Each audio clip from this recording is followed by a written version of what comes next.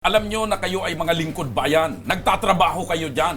Sinasahuran ho kayo ng pera mula sa kaban ng bayan, mula sa kaban ni Juan de la Cruz. Kaya magtrabaho naman kayo. Mga kaibigan ko dyan sa Legazpi City Engineer's Office. Ang hirap sa inyo. Pag ganitong mga butas, ayaw nyong aksyonan. Walang dilensya. Pag mga permit, sikaso kayo kasi may dilensya. Hindi balanse. Unahin nyo yung public service. Yung paglilingkod sa mga taga-Legazpi, yung pag-aksyon sa mga problema. Hindi yung makupad kayo, mabagal kayo, bingi-bulag pa kayo.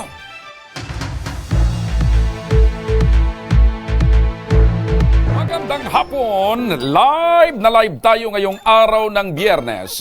At siyempre po, magandang araw at magandang hapon sa lahat po ng ating mga masugid na taga-subaybay. Umpisahan po natin ang pagbibigay ng serbisyo publiko ngayong araw na ito. Isang ginang ang dumulog sa ating tanggapan para humingi ng tulong. Nahulog daw kasi siya sa isang manhole malapit sa isang gasolinahan sa Purok 1, Bigaa, Legazpi City. Kwento ni Nanay Maria Corazon Cuya, pasado alas 8 ng gabi nitong araw ng linggo, nang aksidente siyang mahulog sa isang open manhole. Dahil wala ring ilaw sa lugar, ay hindi niya ito napansin. Dahil sa insidente, nagtamo siya ng injury sa kanang braso at may crack umano sa buto. Meron din siyang tahi sa likuran ng kanyang tenga at mga galos sa kanyang mga binti. At ngayon, kasama po natin sa ating studio si Nanay Maria Corazon Cuya. Magandang hapon po, Nanay Maria Corazon. Magandang hapon din po. Ano po yung tawag sa iyo na lang para medyo maiksi? Ason. Ason, ayan. O, kasi Nanay Maria Corazon. O Nanay Ason, magandang hapon po sa inyo. Kumusta po ang inyong kalagayan ngayon? Maigigin na rin, pero kumikirot-kirot pa rin siya. Mari nyo bang maikwento, Nanay Ason, ano ho ba talaga ang nangyari? Sinusundo ko po kasi yung anak ko sa kanto, sa may forsam. Medyo naulan-ulan pa noon at saka madilim. Hindi ko talaga napansin yung manhole. Nagmamadali pa ako. Kaya gano'n, nag-shoot ako doon. Saan po yung manhole? Sa mismong gitna ng kalsada? Sa gilid lang po. Sa tabi? Sa tabi lang. Okay. Kaso parang sidewalk na nga iyon. So, nadaanan yung manhole. Matubig po ba nung May lumabay? tubig siya. So hindi nyo napansin? Hindi ko na... So paano po yung pagkakahulog nyo? Paano kayo nahulog? Basta naglalakad lang ako, tapos biglang nagdiretso na ako dun sa manhole.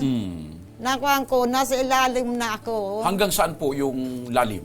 Yung tubig. Nung mahulog kayo? Hindi, nung mahulog kayo sa manhole. Parang hanggang dito yata. So nakapasok kayo doon sa Opo. butas mismo? So Opo. hanggang dito nyo? Oo. Okay. Okay. So sino po ang, mabuti na lang, sino po ang nakakita sa inyo o tumulong sa inyo nung Habang mahulog po kayo? naglalakad ako, may kasunod pala akong nakamotor, tatlo ang sakay, puros lalaki. Tapos nung mahulog ako, tumigil sila, automatic na tininigilan nila ako.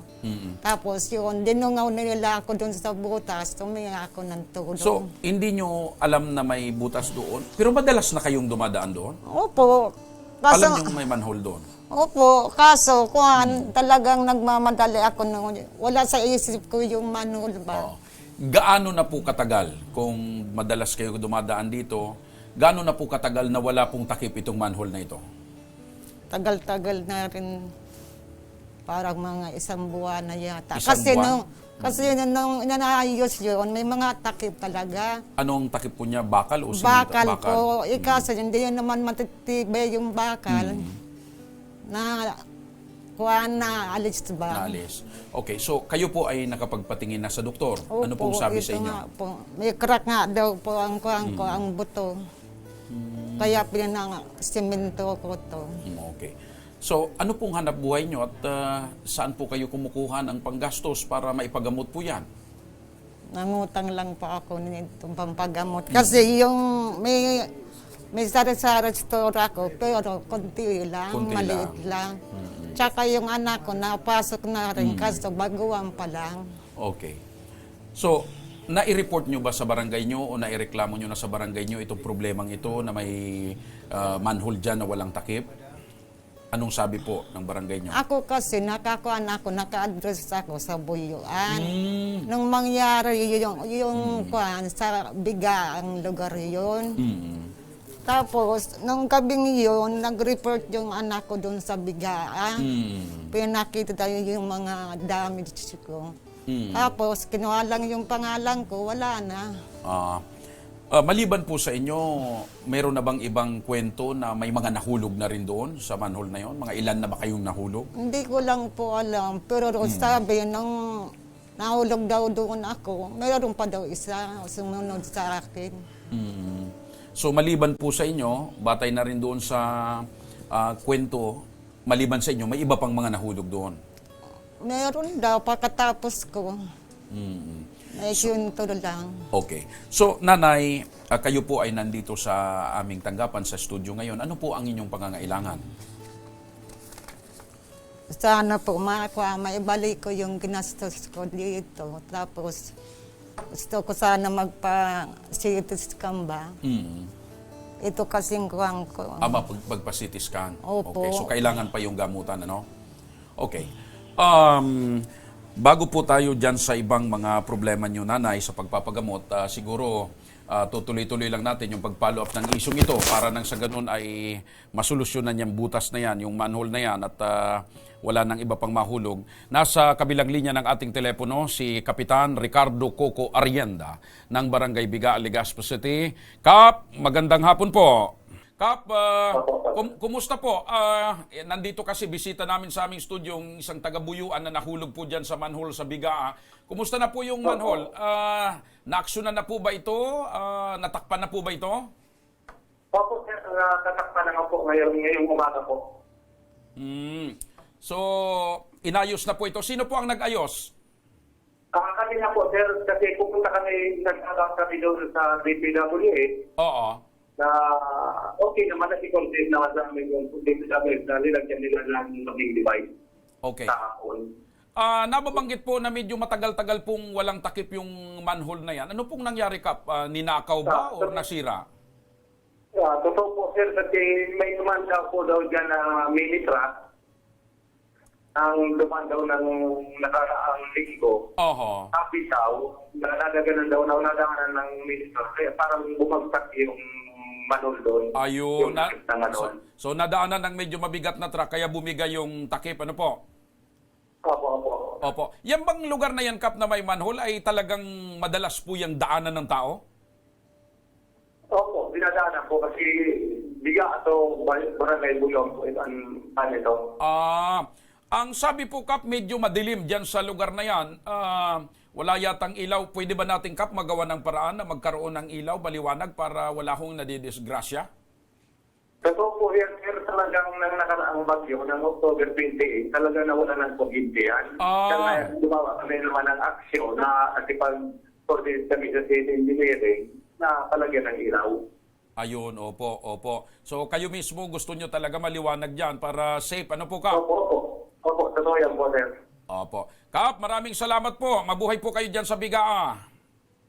Very good sa'yo, sir. Salamat din po. Opo. Thank you very much. Si Kapitan Coco Arrienda ng Barangay Bigaa, Legazpi City.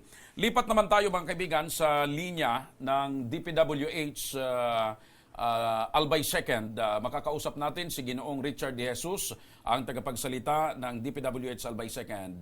Ginoong Richard De Jesus, magandang hapon po.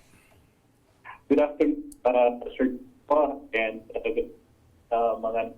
Ay, si Richard, makilipat lang po ng posisyon. Medyo nagtsatsapi po tayo. Baka pwede hong makalabas tayo dyan sa opisina. Wait lang po, sir. Sige. Hello? Hello, Sir Joshua. Yan, maliwanag na. So, Sir Richard, nakarating na ho ba sa tanggapan ninyo itong nangyari dyan sa Barangay Bigaan na may mga taong nahulog sa manhole? Yes po. Bali, natanggap na natin yung report, Sir Joshua, regarding that. Opo. Ang tanong ko lang kasi may mga kanya-kanya kayong jurisdiction dyan. Yun bang manhole ay sakop ng DPWH Albay 2nd o sa lokal na gobyerno, local city engineering? Well, this is a local road, Sir Joshua, no? Ibig sabihin, under the LGU po ito. And just to mention, we have a previous project na implement years ago, and ito po ay na-turn over na namin sa concerned LGU. And pagka gano'n, Sir Joshua, sila na po yung nag-maintain ng particular road section Opo. na ito once na na-turn over na po. So ibig sabihin sila po dapat yung nag-aasikaso na ng ganyang mga problema sa mga manhole na yan kasi sakop na ng jurisdiction po nila. Ano po? Yes po, bali the end user or the recipient po. And just to mention, Sir Joshua, immediately upon first hearing yung report, receiving the report, pinapuntahan na ganito sa ating personnel and pina-verify. And ito nga ay nasa isang local road dyan sa may Bigaa, Puyuan Road. And yung personnel ng DPWH Albay 2nd DO, kahit na tayo mismo, Sir Joshua, ay nasa sakop natin yung National Road.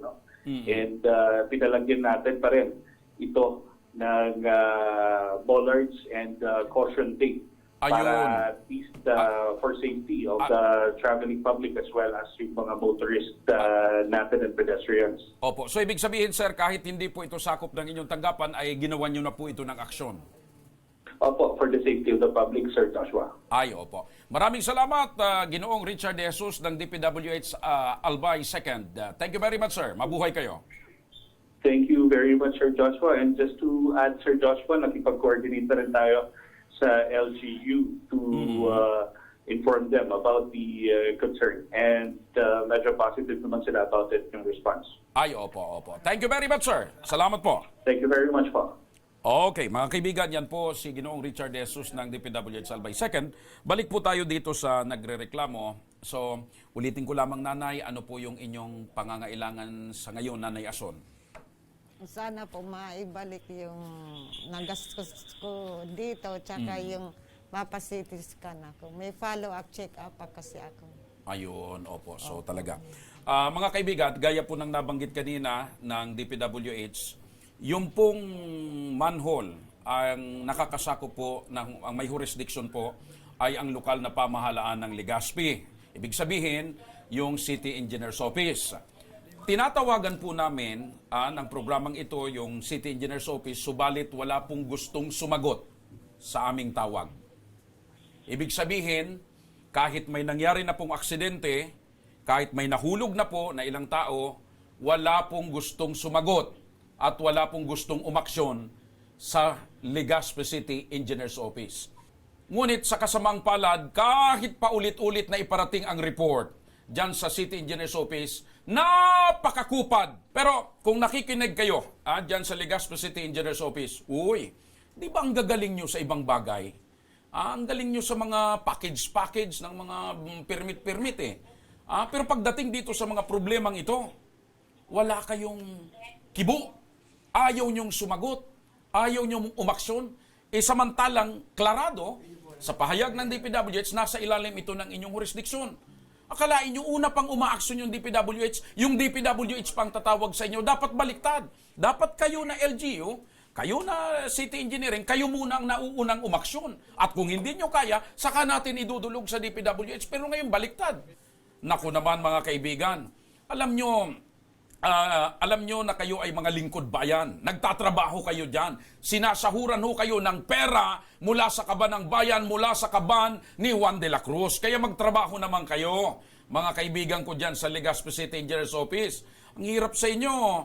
Pag ganitong mga butas, ayaw nyong aksyonan. Walang dilensya. Pag mga permit, sikaso kayo kasi may dilensya. Hindi balanse. Unahin nyo yung public service. Yung paglilingkod sa mga taga-Legazpi, yung pag-aksyon sa mga problema.